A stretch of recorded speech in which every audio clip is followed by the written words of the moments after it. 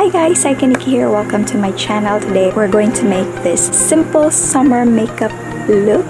So if you want to watch how I did this look, so please keep on watching.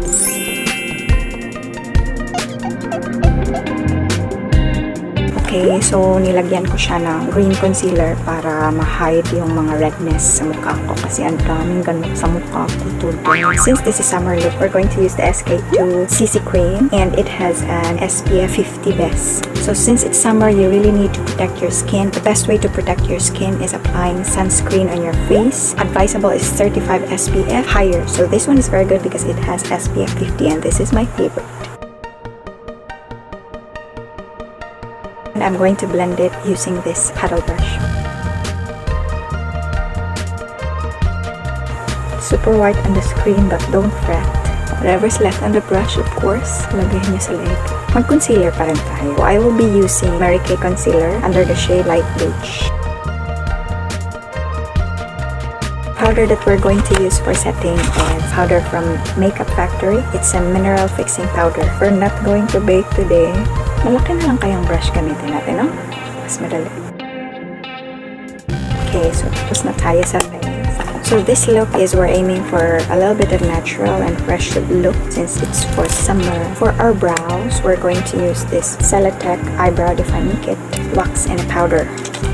Feathery lang siya. Gawin natin feathery.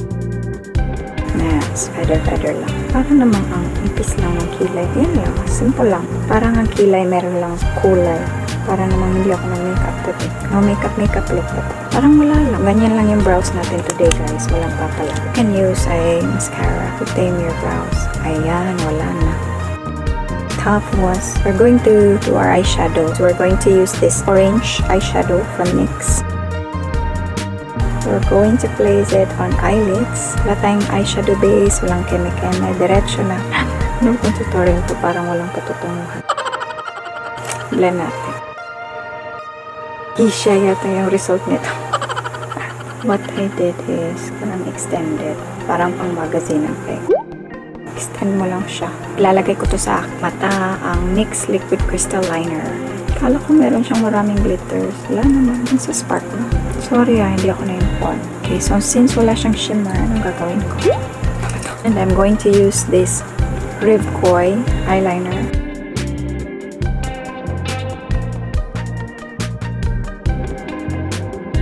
For our mascara, we're going to use this Revlon Ultimate All-in-One Mascara.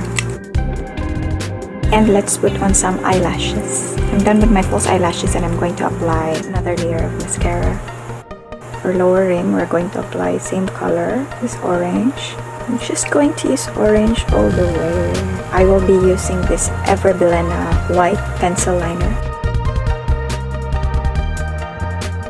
We're going to add a little bit of contour and I'm going to use this Spice palette. We're going to contour a little bit on our forehead and on our nose area. For our blush, we're going to use the same color na ginamit natin sa ating eyeshadow, which is the NYX one. Just going to place it in the temple of our cheeks. Then spread it outward.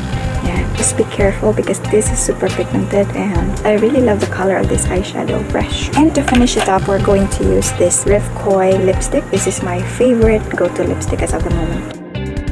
And we're just going to place a little bit of lip gloss. And I think we're done. This is our simple summer makeup look. So I'm going to fix my hair and I'll be back. And this is my simple summer look. I hope you enjoyed watching the video. Please don't forget to like, share, and subscribe. Thank you so much for watching. See you soon on the next video. Bye-bye.